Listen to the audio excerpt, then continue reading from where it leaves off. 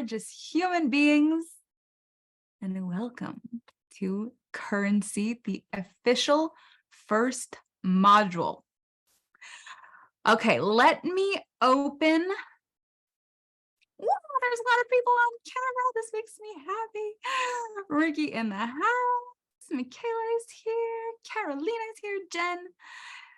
Let's see. Who else do I have here? There's a big thing in the way. Let's move this.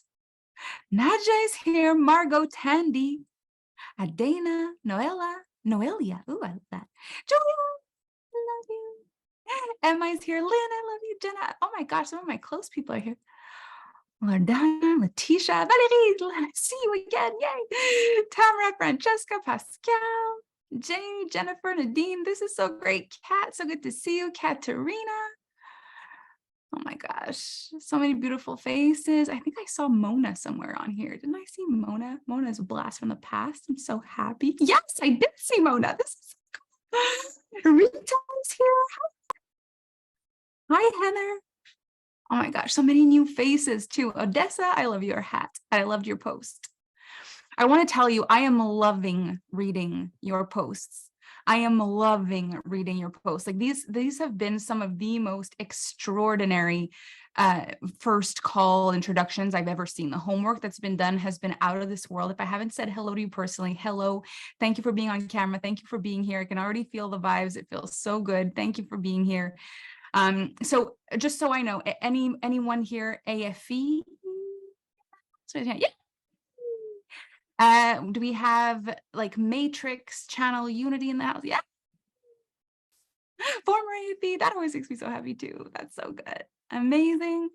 And do we have anyone here that's actually in the membership? That's not AFE, but it's in the membership that purchased this program. No.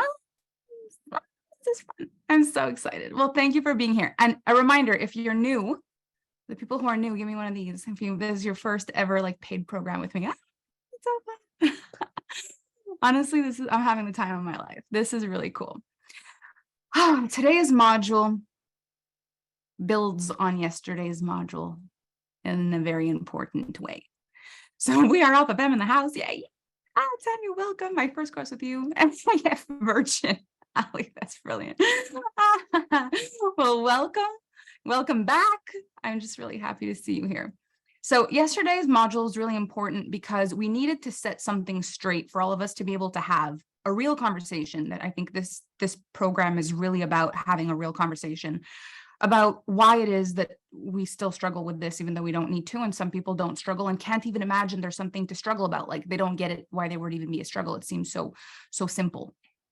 And as a matter of fact, there are people who separate money from worth so much that they do terrible things and they're still rich. Isn't that weird? Isn't that awful? Like, I don't want us to get there, because the goal, in the Alpha Femme world is that we are extraordinary people and we are financially free. But it just goes to show, like, you can't even attach your worthiness to your wealth because there's too many bad people making money for that to be possible. So we don't want to associate with that, but it's a good thing to think like, oh yeah, good point. I'm working so hard to be nice over here, wondering why the nice guys don't get paid so much, just because it's not the niceness that creates the wealth. And that's what I really want to dig into with you. So what I've loved about the homeworks that you've shared and what really has touched my heart are some of the breakthroughs around your own value and your own worth, and realizing, like, what the heck have I been saying to myself? I'm not worth. What does that even mean? And really noticing that when you try to say I'm not valuable, it's like, that's not flying. It's true that doesn't fly. I wouldn't say that. So there is an understanding that this word has just kind of slipped through your subconscious and kind of made it through when it wasn't supposed to make it through. And so now we're dealing with this very mature conversation, which is that basically you're valuable because you're rare, you're unique, and you're limited edition, and that's just life. But then if you want to be valuable in the workplace, this is a completely different conversation. And it has very little to do with whether you were born worthy or not. Like, you were born worthy and nothing has changed. You were born full potentiality, nothing has changed. You were born valuable, nothing has changed. But why is it that you're not being paid $100,000 a year as a front desk clerk at a supermarket, even though you're a valuable person? Why can't you just be paid more than if you're a valuable person? And I get this because I remember so clearly wondering like, who do I need to impress around here in order for somebody to realize that I should be paid more? But the somebody that's the most important that needs to realize that I should be paid more is me. I'm the somebody that's got to realize.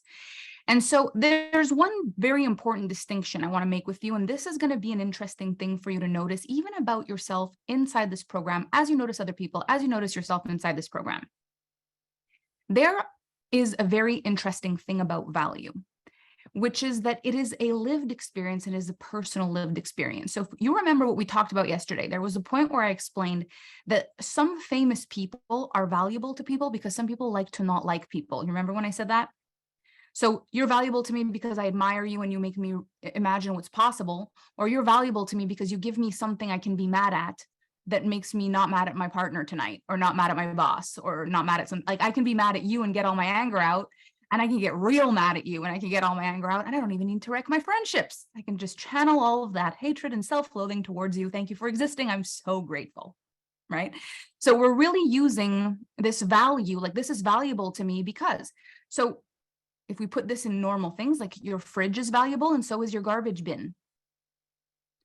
But you put trash in it, yes, but it is highly valuable. There are things in your life that are valuable to you, even though they're trash. And this is an interesting concept because you will often find yourself wondering, why is it then, if it's all about value, that things that have no value, quote unquote, things that have no value are, making tons of money? Like, one may wonder how on earth the person who invented the fart app is a millionaire. How does that happen? How valuable is an application that creates fart noises, you may ask? Well, it's as valuable as a trash can. But guess what? Someone invented that too. So what are we looking at? We're looking at, is there a difference between valuable and valuable to me? Yes. Very big difference between valuable and valuable to me. There is such a big difference between, this is so valuable, like let's say a diamond is valuable, but would I pay $5 million for a raw diamond? No, because it's not valuable to me right now in this moment. I don't have $5 million to spend on a raw diamond. Whereas someone else would say, are you kidding me? $5 million for a raw diamond? Where is it? I could create a piece that's worth $7.5 million with my equipment and my gold and my things. Where is this diamond? I need to see it. It might be very valuable to me. So we can agree something is valuable. Yeah, if you give a beautiful $5 million diamond to Lisa Cheatham, she's going to be very excited about that because she will make us the most exquisite piece of jewelry we've ever seen in all of our lives and make a fortune from it. If you give it to me, I'll just need to put it in a safe somewhere and be very stressed about the diamond.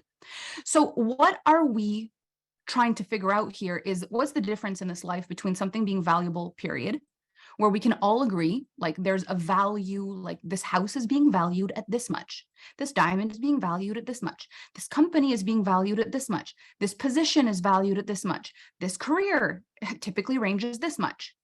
What is like an agreed upon value that the world agrees upon versus what is like so valuable you can't even put a value on it? Like if I were to ask you, how much is your puppy worth, your dog worth that you've had for 15 years? Like, how do you put a price on your dog? You just can't. There's no price. How valuable is your partner? Like, what's the price? How much for your husband? Like, on a bad day, it's like you can have him. On a good day, you're like, oh, there's no price. Never. What is it? What's the value of a thing? Like sometimes it's priceless. It's impossible. How do you price a family? I don't ever say this properly because it's either something meaningful or a tomato, but a family heirloom. I think that's correct. Anyway, so how do you price one of those where it's like, we've had this in our family for 25 years. How do you price it? If I say, yes, but the weight of the gold and the fact that this part is scratched, this devalues it. So we can only give you this much. But what's the difference between what it's worth to me in my heart and what it's worth to me in money? Those things are also different. You might pay more for a house you really want because it's really close to something that's valuable to you. It's right next to your job, or it's right next to your aging parents, or it's right next to something that really makes it more valuable to you. Whereas someone else would say, it's not worth that to me. It's not that valuable enough to me. So we want to understand also, and this is such an important piece before we even dive into the currency of things, what is important to me versus what is important, period, is so different. And this is why we can't be looking for other people for authority in what our worth is, because what matters to me and what matters to you is entirely different. Because I can't say it's worth this to me and you say it's worth this to me, and now my worth is the same as your worth. It isn't. So I'm going to give you an example that is a beautiful visual here. Let's say, for example, I tell you I want to be a chef. And I would like you to figure out for me how much you think I could get paid per hour to do what I'm going to tell you right now, what I'm going to do, what I'm able to do as a chef. And you tell me how much you think I could get paid. Okay. So here's what I do. Go into the kitchen and I turn I take out a pan, I put it on the burner and I turn the burner on. So the pan gets real hot. And I open the fridge and I take out an onion and I close the fridge. Then I turn around and get a cutting board and put that out. And then realize I'm not quite ready for the oil, so turn that off. And then I go and take out a knife, bring it to the cutting board, and then I open the fridge again. And then I take out some garlic. And then I turn the pan back on. And then I realize I should probably put some oil or some butter in it or something. So I open the fridge again, and then I get some butter out, and then I put some butter in the pan. And then I cut up the onions. And this whole thing takes me about, an hour. And I tell you, I have been cooking for an hour. How much am I worth in this hour so far to you, if you own a restaurant? How much would you like to pay me right now in this moment to have done what I just did? So if you can imagine, I'm not even asking you what kind of restaurant you have. Like for you, what's the first thing that you want to, what comes to your mind? What do you want to pay me? You want to pay me nothing. Now, do you want to pay me nothing because I'm a worthless human being? Or do you want to pay me nothing because I haven't cooked anything yet? Or do you not want to pay me anything because I haven't served any clients any food yet, which means you're not making any profit? Okay, so now let's just change this thing a little bit. What if your restaurant only needs me to warm up butter, onions, and garlic in a pan, add the chicken that you've already cooked for me to reheat it and put it on a plate, and that's all you actually need me to do? Now, how much do you pay me per hour? If most of the recipes are already done, this is how we reheat them. That's all I do. We need fresh butter, fresh onions, fresh garlic, and I reheat in that pan. What is it that you would like to pay me if this is your restaurant? Are you feeling this is a minimum wage kind of thing? Are you feeling this is a medium to high paid? Or am I like Michelin star range at this point? What do you think? So we're pretty much in agreement. Now I'm making minimum wage. How interesting is that? Because 5 seconds ago, I was making nothing. Okay, now let's change this up. This is the most high traffic restaurant in New York City. We get approximately 200 clients an hour. And all I need to do is chop up garlic and onions and butter and reheat what's there. And we get about 200 orders an hour. And I do that. Am I still making minimum wage? We're one of the most sought out restaurants in all of New York. And I'm actually cutting up enough onions and garlic and stuff to pump out 200 orders. Are you still giving me minimum wage? I just got a raise. At first I was making nothing. Now I got a raise from minimum wage. What changed is how valuable I am to you. How valuable I am because of the amount of clients that are coming in, how much of a valuable part I am of part of the team, but my task hasn't even changed. But all of a sudden, it's more valuable that I'm doing that. So at first, there was zero value in what I was doing. You were like, you haven't even cooked yet. Later, you were like, well, minimum wage. Now you're like, okay, you get a raise and we need you because 200 people, if you can do that, you're super valuable. Now, what if I'm a line cook in a Michelin star restaurant? I'm a line cook in a Michelin star restaurant. There are many chefs in the kitchen. My only job is to perfectly slice onions and garlic to the perfect size. Like every little piece is cut exactly the same size. I know exactly how to cook it in the butter, and someone comes after me and cooks the protein. And I am in one of the most sought out restaurants. People pay about $1,000 per head per night to eat at this restaurant. And I am considered one of the greatest garlic cookers in the history of humanity. How about now? What kind of salary am I making now? So this is why there's no real, like $1,500 an hour. You set your price. I'm sought out. I get to choose, right? High value. What happened? The value of whoever's hiring me, like what I'm worth to them, that's what changed. Not what I'm worth as a person, but what I'm worth to a person in this context. Now, why a lot of entrepreneurs choose entrepreneurship is because they can make this same simple equation happen where multiple people decide to pay them. This means I could have a lot of people pay me minimum wage. I could have a lot of people pay me medium range. I could have people pay me high ticket. I could be a high ticket mentor. I could be a high ticket, deck designer. I could be an artist. I could be whatever it is, but I could be paid from all kinds of different sources.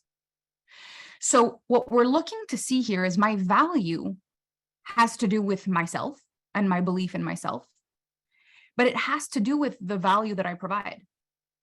And we want to look at value differently in masculine and feminine energetics so we can understand the difference in how we experience it in our body. So if we're being honest, what we're really saying is, what's the result? When I first cooked and there was no food at the end, there was no result. So how can you pay me to cook nothing? There's no result. When I was making minimum wage, there was a result because I was cooking mediocre food in butter and oil and shallots. So it was a mediocre result. Then when I was cooking a lot of food for a lot of people, then it was a performing result. Then when I was doing it in a Michelin star restaurant, it was a art unique result, but it's always the result. And so this is why in our heads, we can get caught up of like, am I good enough? But that sentence is just as difficult as am I worthy? Am I good enough is another one that slips through your subconscious mind and just says, every single thing that it touches hurts when it goes through your body. Because you're not saying, am I good enough to cook onions in a pan? When you say I'm not good enough, you mean everything. Like you're crying over not having cut the shallots properly, but you're second guessing your entire relationship and you're wondering if you're a good enough mother, and you're wondering if you did a good enough job at every single thing and every single task that you had to do today, and if you were rude to the person, and are you good enough as a whole? It's not even about the thing anymore. When you start asking questions like, am I good enough? It starts to poison everything inside of you ever questioned. Because if you were to actually ask the right question, which would be, why is it that I make minimum wage to cut onions without finishing a recipe? You'd probably laugh at your question. You'd be like, because I didn't finish the recipe. I'm good. I'm chilling. All is well. It wouldn't be about, am I enough? It would be like, this is the job I'm doing. It's okay. Now, we talked about qualifications yesterday. Am I qualified? So if I cut onions in a deli, am I qualified to cut at a Michelin star level? Probably not. And if I am, and I'm working in a deli, then that is my self-worth issue. So we boil down to two things. Either I am qualified, but I do not have the self-worth thoughts that would help me put myself in the right position. Or I am not qualified, and instead of just going to get qualified, like 1 + 1 = 2, and it's so simple, I want to make it a self-worth thing. And then nothing changes. And these are the two things we tend to do that keep us stuck when it comes to money, because you either want to tell yourself, I'm not good enough, and make it poison everything about you, or next thing you're making not enough money, but you think you're not good at everything in life, or you just go out there and you learn the skill, which is such a simple thing. But we don't want to really do that. And this is where we've got to be super honest with ourselves. So why I need to have this conversation with people is because I don't think anyone really understands what it takes to go from having no money to having money. I don't think people really understand it. And the thing is, we cannot dislike the people who were born with money, because if you have kids or you plan to have kids and those kids are going to have kids, you will generationally create people who are born into money. So if you do not like people who are born into money, you're about to hate your offspring or their children. You've got to get over that, Because if we are going to change wealth generationally on the planet, we're going to have to figure out how to love people who are born into money because we're about to make them. So it doesn't work to just say, oh, well, the people who are born into money, they don't know, because you're about to make a bunch of people who don't know. The fact is, the only people who don't know are the people who go from not knowing to knowing. These are very unique people. Either people are born with money or people die without it, but the people who are born without it and die with it are a very unique kind of person. Unique, rare, limited edition. That is us. So we've got work to do, because we cannot hate the very people we're about to create. That will not work for us. We've got to love and respect them, and we've got to notice maybe what kind of things we can open their minds up to once they start to be a part of our life and our families, because we're about to help people be rich. You actually might want to retire your parents. All of a sudden, they will be reborn into money. You might want to retire your partner, who will all of a sudden become rich without having to work as hard as you. You might have kids that all of a sudden won't struggle the way you did. And how's that going to feel when they're not grateful anyway? Because humans sometimes forget what they're given. How are you going to handle the grandkids that come into this world with money from birth without ever knowing what it means to not have anything? How will you handle that if you still have stories about how people who are born with money just don't get it? It's not going to work either. So we have a short window in time. We have a small problem that we are exploding. We're making it so big, this problem. But in fact, it's a very, very small problem. And once we fixed it, we're going to have to be completely different people, because the moment of I have no money and I don't know how to be rich, it goes away the minute you have money. So this is a finite problem, and you don't know who you are without it yet. This is the biggest realization I had. When I became so financially free that I could literally do anything, have anything, give anything, more than I had ever thought I could in my whole life, I was like, I don't even know what to worry about. I don't know what to think about. Like, this is a whole other world. I'm so used to thinking about how to make money or how to fix the money problem. Like, who do you become when that's gone? So we want to open our mind a lot to realize that this money problem that you have, it's not even a problem. It's a forgetting your power for a minute. There is actually no real problem.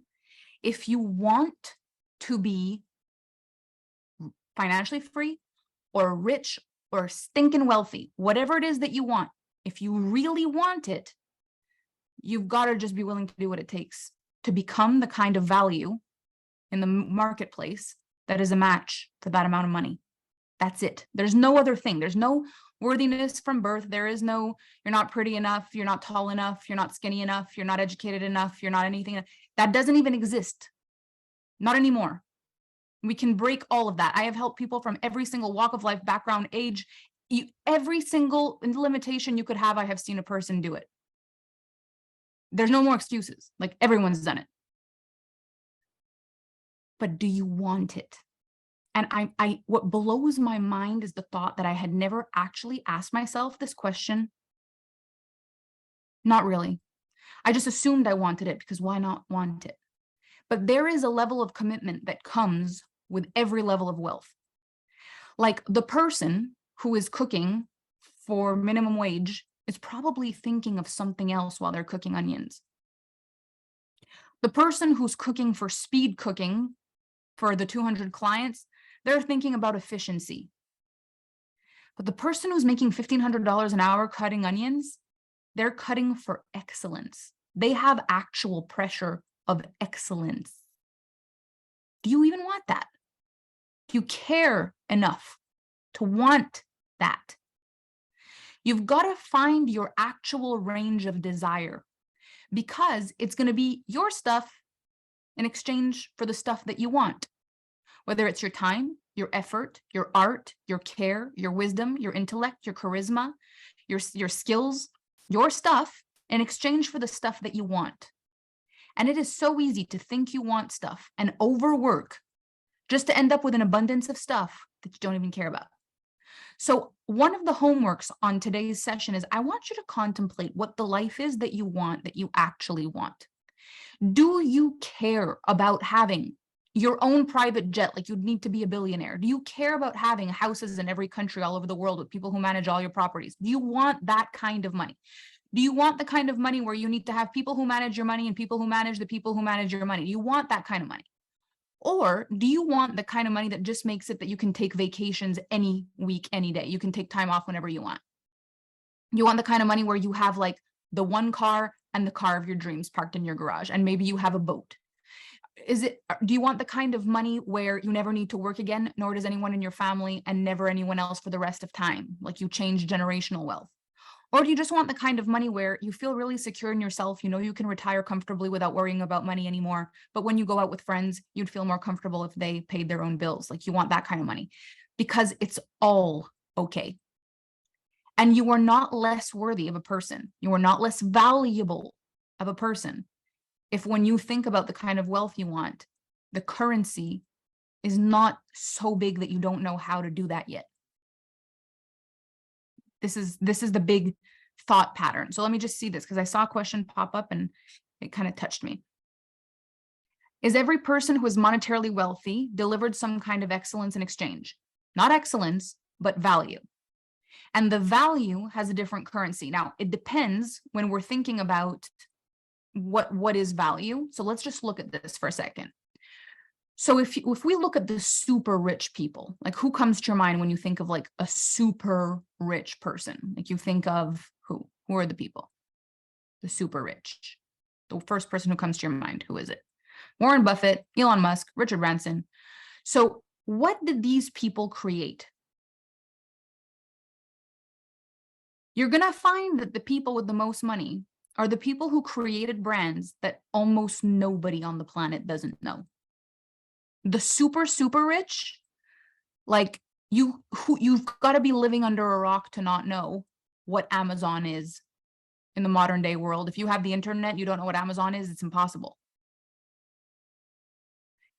How many, just raise your hand or say me in the comments if you have ever received something from Amazon in your life. Okay. I want you to contemplate what it feels like in your body to have an unhappy client. Okay. It sucks. Just hold it for 1 minute. Now I'm going to ask you, has your Amazon package ever arrived late, or have you ever been frustrated with Amazon? Raise your hand if you've ever been frustrated with Amazon, felt like your package arrived late, blah, blah. Okay. Tell me, could you handle, you as a person right now, as we speak, that amount of failure?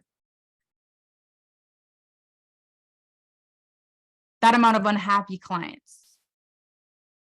That amount of people who are like, where's my package? So the thing with the super rich is that they're also super responsible. And they are expected to be super excellent. Because if everybody chooses them, they should be the best. It's an expectation of excellence.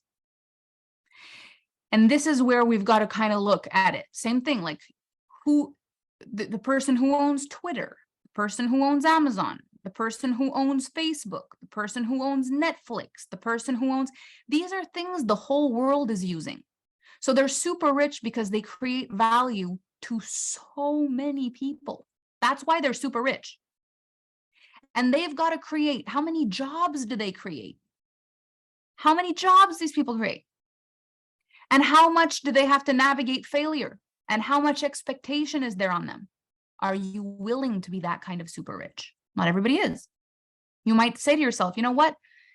In my definition of like my life, I don't know that I would want that kind of currency exchange, because in order to have billions and billions and billions and billions of dollars, I realize that my stuff has to be excellent customer experience, excellent follow through, excellent delivery, excellent innovation, excellent employees, excellent all. That's a lot of pressure. I don't know that I want that. So you might cut that out for yourself right away, like billions and billions and billions. That's okay. Then there's like 1 billion. Okay. Then there's like a few 100 million. Then there's like a few million. Then there's 1 million. You see, there's different levels of money on the planet. And what we want to look at is that with more money comes more impact. And there's a currency attached to that.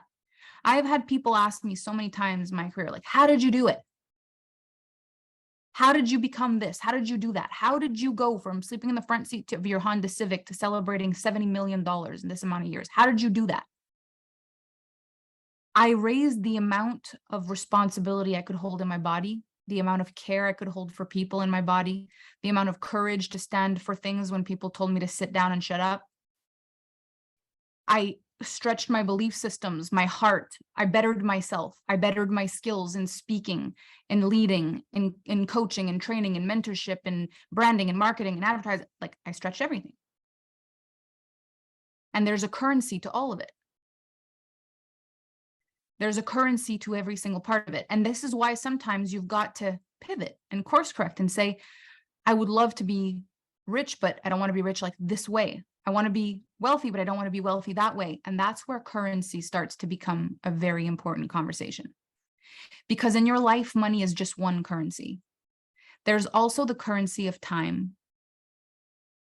There's also the currency of connection, relationships.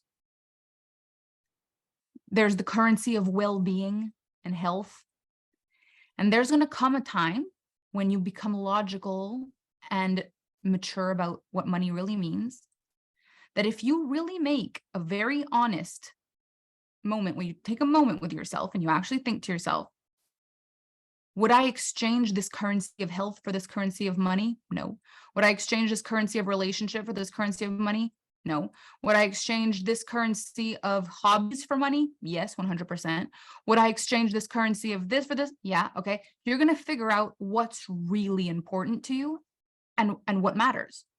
And you're going to realize that in a lot of the currency work and where a lot of the super rich thrive is that the key a lot of the times to being very, very wealthy is that you become friends with people who are rich in a different currency than you. So I'm going to give you an example. If I am a foodie, I love the greatest food. It doesn't matter how much money I have. If I try to get a reservation at a restaurant where there's no reservations available, I can't get in. And it doesn't matter how much money I have. This is something I did not consider at all. I thought money got you everything. It doesn't. As a matter of fact, if you even were to say to a restaurant person, like, come on, let me in, I'll give you a huge tip, a lot of the times they will be entirely insulted by that. You can't buy status.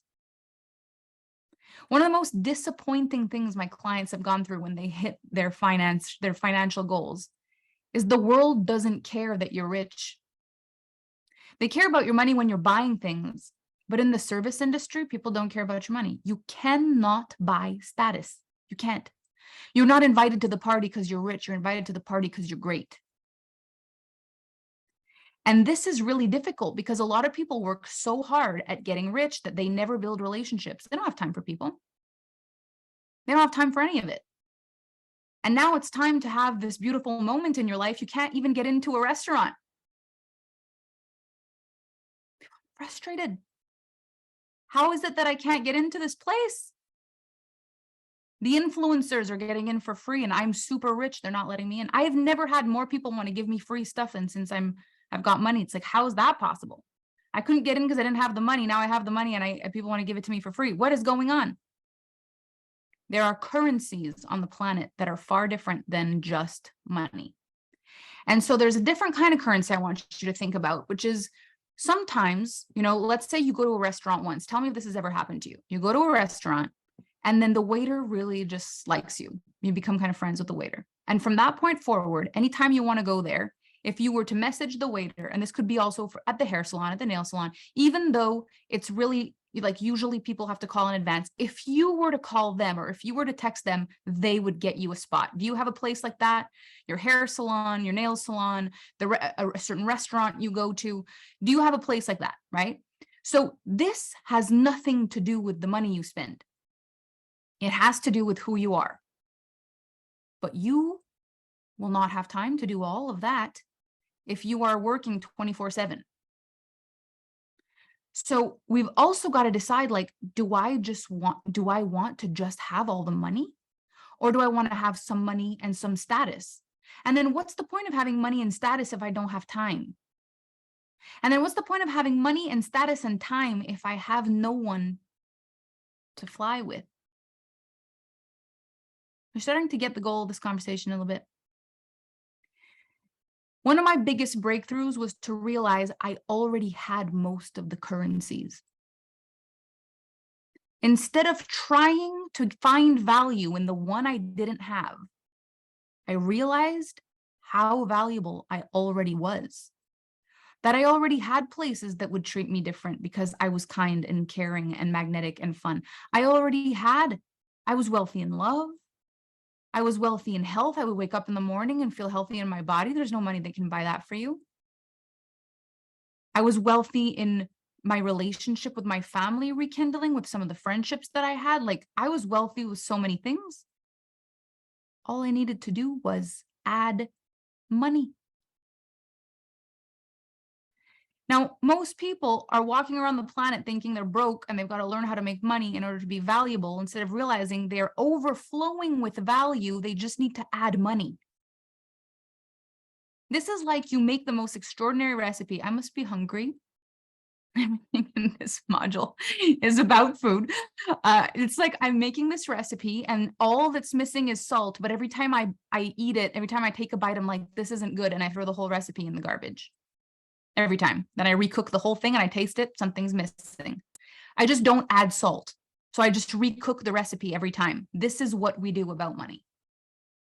We think there is something fundamentally wrong with us because there's a lack of money, as if there's something wrong with your recipe because it's lacking salt. You've got to just add salt. I want you to actually consider yourself for a moment, for real. After everything we've talked about, now that we've really made it clear, like, you are unique, you are limited edition, you are rare, you are valuable to so many people in your life. You already have so many of the currencies that you will still want to be there once we add the money. Can we get clear on that? Can you be clear on that? Like, you already have so many pieces of the puzzle already. If you can do that, you are 100 steps ahead of where you were when we started this discussion, because chances are you came here like, hopefully I can get the money so that I can be valuable, or I can feel this, or all my dreams will come true. When in fact, you actually have almost everything you need already. The only part that's missing is the money. And I want to make it so small, the money part, because the fact is, once you have it, you'll realize it is. But sometimes the smallest things are the most extraordinary things, like salt. Salt is the smallest thing that you put in your recipe. It's the tiniest little grain in your recipe. You can't even see it. It even dissolves. If you don't put any in it, your recipe is always lacking something. So you cannot not have money. That does not work. It is the spice. It is the salt. It is the tiny little thing that takes your recipe from bland to va-va-boom. But you cannot live on salt. You can't just eat salt, same as you can't just have money. So we want to learn here to really calibrate to this understanding that you are undeniably valuable. But now that you're strong enough mentally and emotionally to have this conversation, you've got to take responsibility for the fact that you have not been doing what you've got to do fully if you're not in the position of wealth that you want to be in. There's something that you know you would need to do, and you tell yourself you can't, or you tell yourself it wouldn't matter, or you tell yourself people wouldn't care, or you tell yourself it wouldn't work, or you tell yourself you don't know how to do it, but you don't go learn how to do it, or you tell yourself it would change your life, but you're too afraid to try it. And that's the problem. It's not that you're not good enough. It's that you're chicken. And that's okay. As long as you accept that you've been chicken for a minute, not inadequate, not unworthy, just a chicken nugget, just scared with good reason. This stuff's terrifying.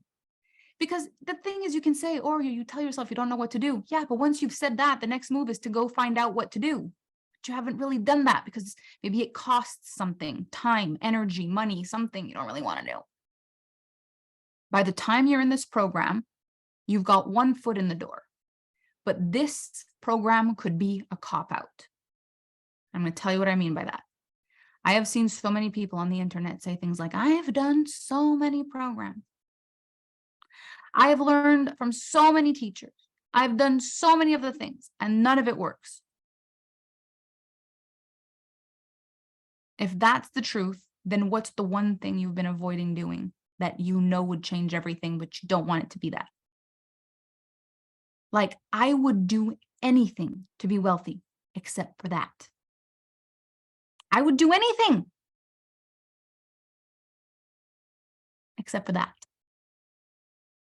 I would do anything to have the size coaching business that Melanie Ann Layer has, except for that. I would do anything for riches, but I won't do that.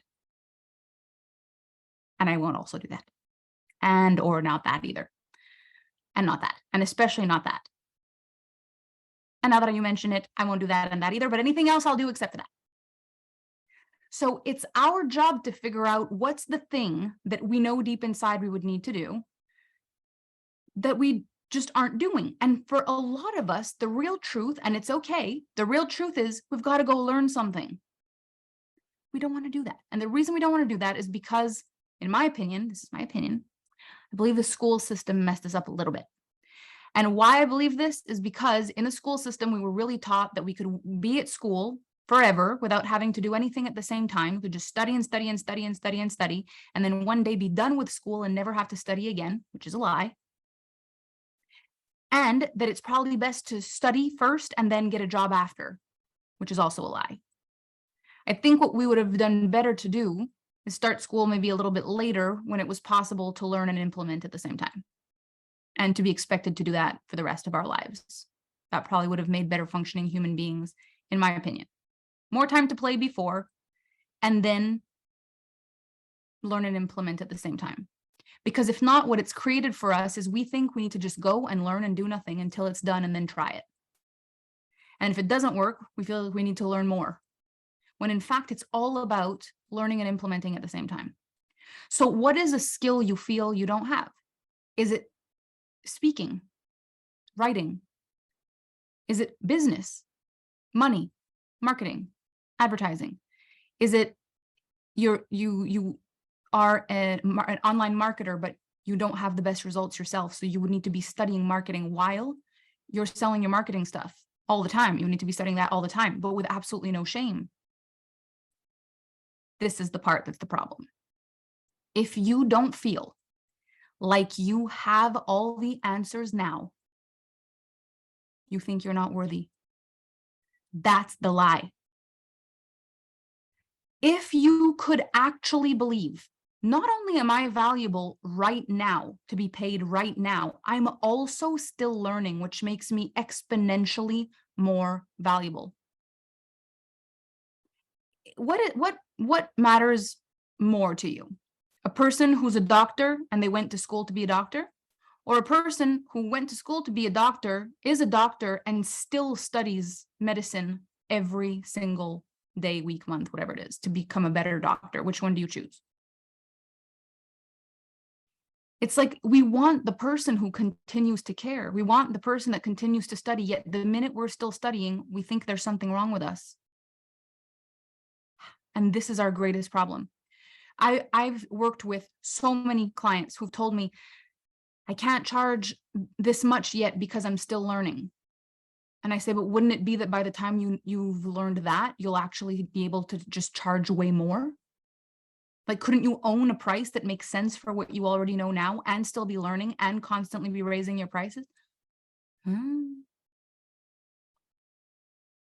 It's like in your mind, if you're still learning, you're just a student, but you're not just a student.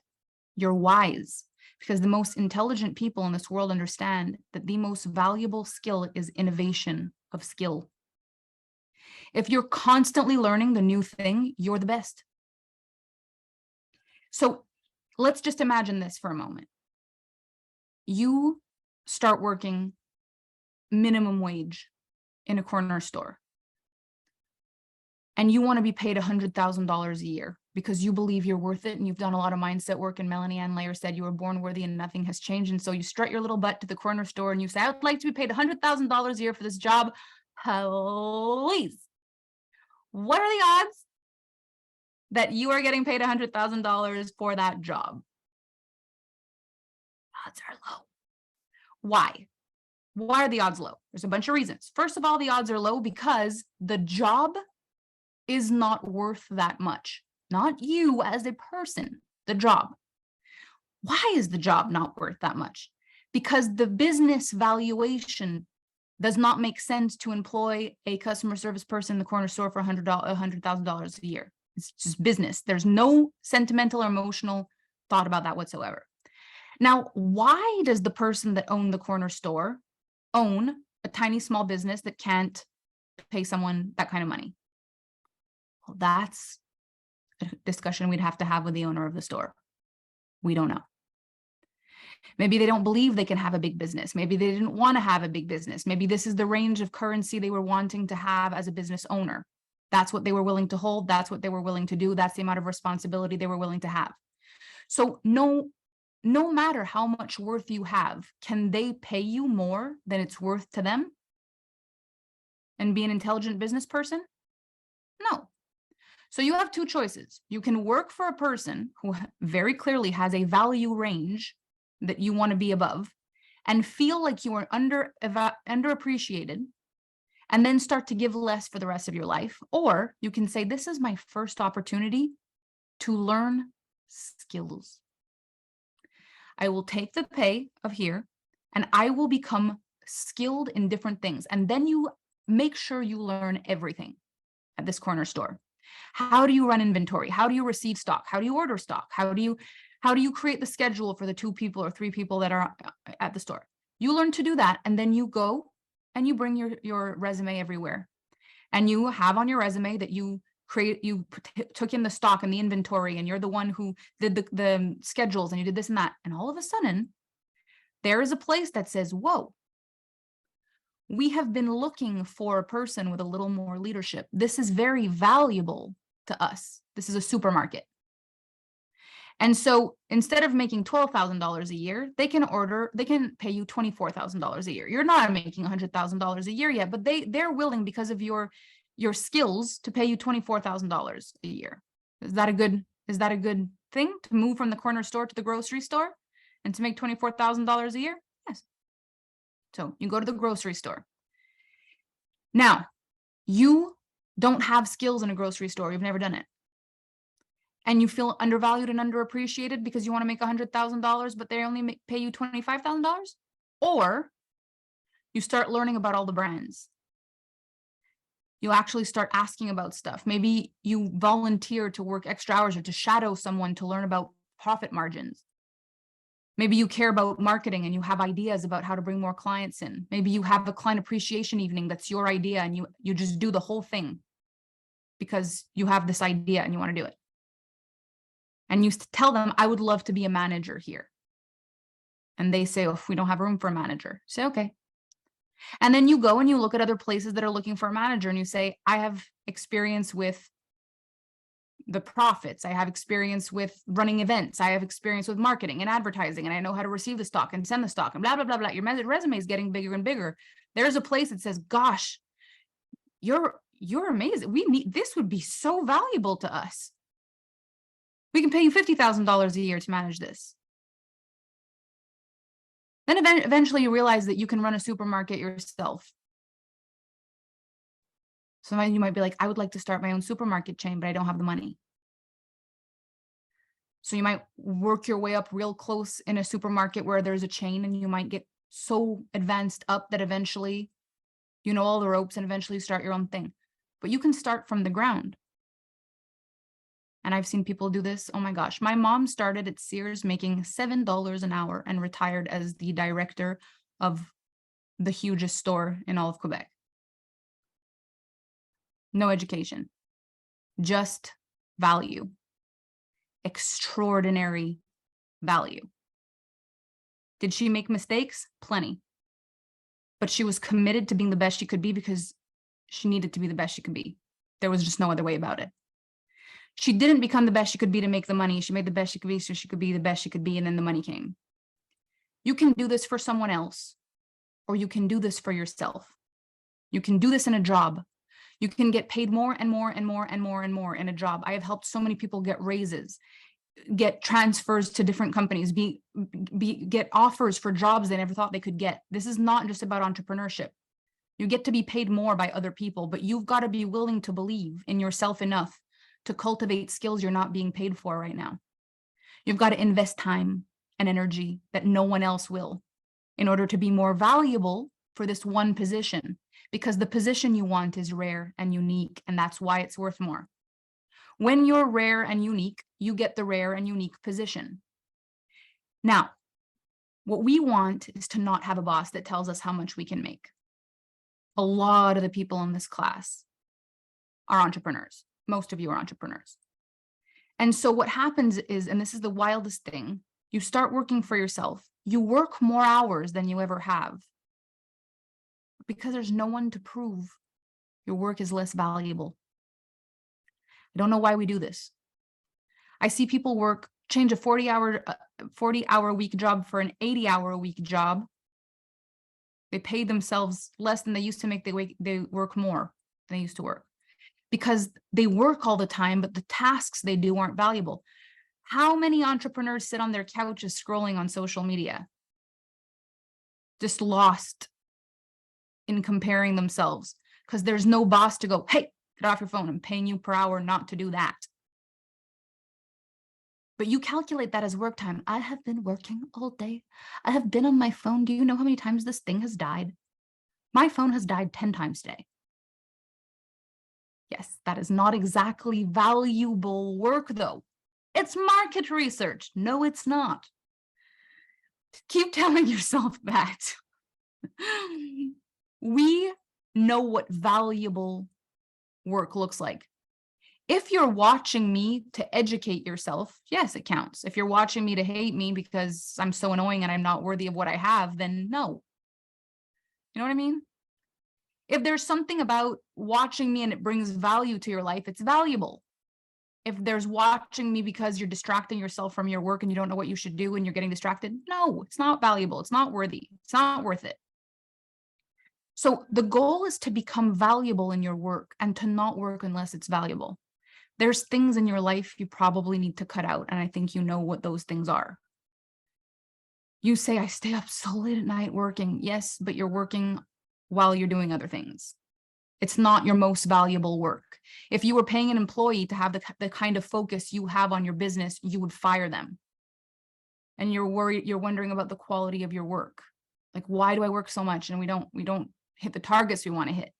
Because you're not focused, you're not dedicated, you're not devoted, you're not working for you the way you were working for someone who could give you a raise, which is crazy because you are the person who will give yourself the biggest raise.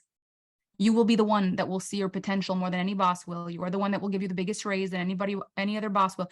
You're the one who can give you the most opportunities, and you don't work for you the way you work for other people. Isn't that wild? You can work more hours all you want, but you don't give yourself the same value. You don't actually give yourself the same thing. Showing up here in this course, this is extraordinary that you're here right now. And you want to notice how you're doing it. I show up for these. I'm here right now with an energy for me, for you, for us, that's like 500%. I'm here. Every single word that's coming out of my mouth, I care about. I want you to leave every single call feeling like, oh my gosh, I just got so much. And I want you to feel like you're going to go do something. I don't want you to just listen to me and go, that was great. Let me scroll through Netflix. Like, I want you to get off these calls and be like, I want to make a move, whether it's an offer, a live stream, a post, whether I want to do research on something, whether I need to do something, learn something. I want to do something right now. Like, I realize my value. I realize my worth.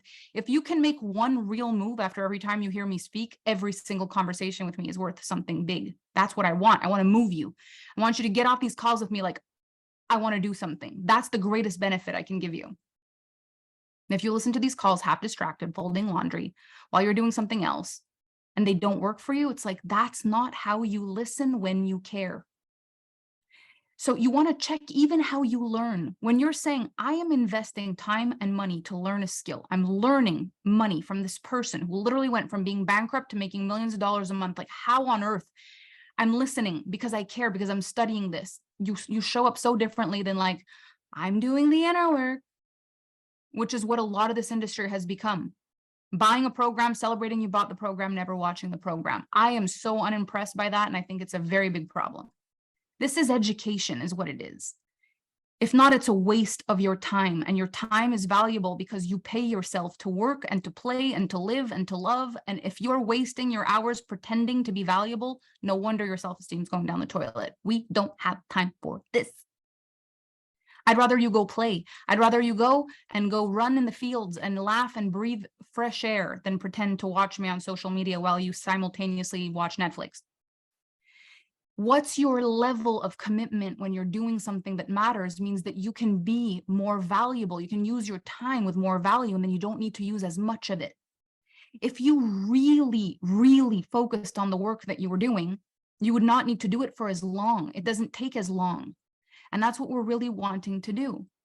We want to learn because it matters, and then we want to go implement because it matters, and then we want to go take time off because it matters. All those things matter, all of it. You want to figure out what are the currencies that matter to you, and are you really living in alignment with those currencies? If you were your own partner, would you feel valued? If you were your own mother, would you feel valued? If you were your own kid, would you feel valued? If you were your own friend, would you feel valued? If you were your own employee, would you feel valued? I have a feeling you're going to be like, uh-oh. Sometimes business is a cop-out. I don't have time because I'm busy. But busy does not mean valuable. And you know that because if you had an employee that was constantly busy and never brought the results, you would not be happy. So what I want for you in this module, before our deepening of this tomorrow, questions will come up, triggers will come up. You might feel called out. You might feel, yeah, but what about me? You might have a whole bunch of stuff come up.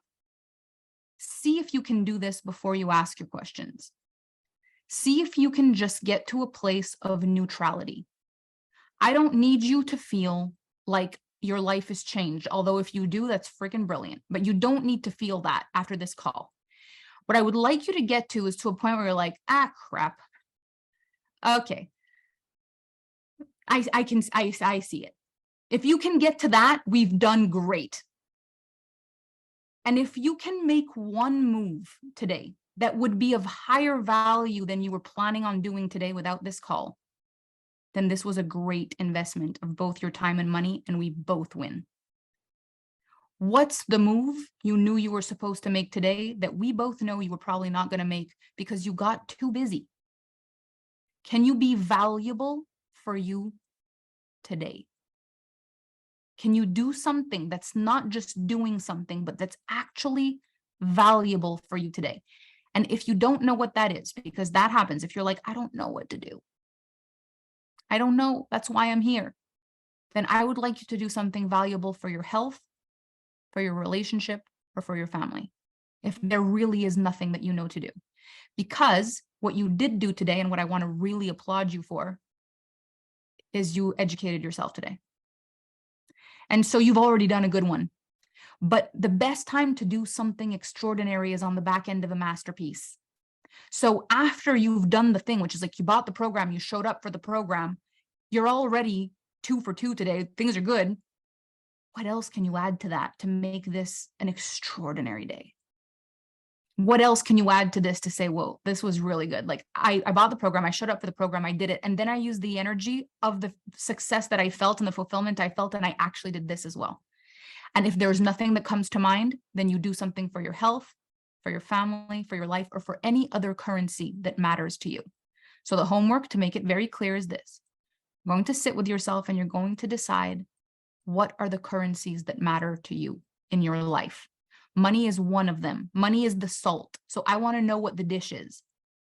Do you want to have a family? Do you want to have a partner? Do you want to have family with your parents and your siblings as well? Or is it just like you, your partner and your children? Like, is there kids in the mix? Do you want to have a social life? Do you want to have a traveling life? Do you have plans for your home? Are you an artist? Do you have hobbies? What are all the currencies that matter to you? And what I want you to get really clear on is how efficient you're going to have to become for all those things to work at once. It won't work for you to put them all aside to do one thing. You're going to have to learn to grow with what you've got and with who you are. So you're going to honor all the currencies that you already have. How great of a friend you are, if that already matters. How great of a mom you are, if that already matters. How great of a partner, how great of a friend, how great of a daughter, how great of a sibling, how much love and value you bring where it matters. Or you may have a rude awakening that you've been so focused on not being valuable quite enough to yourself to be making the money that you've been too busy to be valuable in the areas where the currency is available now. And that's where you might make your move today. You're going to make some time. You're going to call your mom. You're going to make some time. You're going to actually go on a date tonight with your partner, and you're not going to bring your phone. You're actually going to make some time tonight, and you're going to do something that is valuable to you, to your business, or to someone that matters to you. Then once you've done that, you can think of questions. If you take this program and the only thing you do is come up with questions, that's not valuable to you. And this is the thing most people misunderstand with coaching and mentoring. The goal is not to make you think. The goal is to make you move. You take these programs not just to think different, but to be different. So if the only thing you do after each module is think and ask yourself questions, you don't change. You will get to ask yourself questions, but I highly recommend the questions come after you've done something. So whatever you've gotten from this, take it and go do something. Then sit and ask yourself what your question might be for tomorrow. I'm going to take the best questions that I feel can really support the group, and we're going to fill our time tomorrow really giving you extraordinary value and helping you break through some stuff that might be in the way. But I'm going to ask you to have a level of integrity. We're going to put a thread in the group. Thank you, Yerlin, for asking. We're going to put a thread in the group for the Q&A. I'm going to ask you to have next level integrity and see if you can have this for me, for you, for us. If you did not make a move, do not ask a question. If you've made the move, you get to ask the question. If you did not make the move, do not ask a question. We're all going to change in this program massively with this amount of integrity. I'm telling you, this is how you raise the bar. You become the most valuable person in every interaction, and then money just finds you. Opportunities find you. Gifts, people, everything finds you. Like it's out of this world. You raise your value and the world responds, because not a lot of people do this. This is rare. This is unique. And this is limited edition. Thank you for being with me. Thank you for going 8 minutes over. I appreciate you so much. And I will see you tomorrow to answer your questions.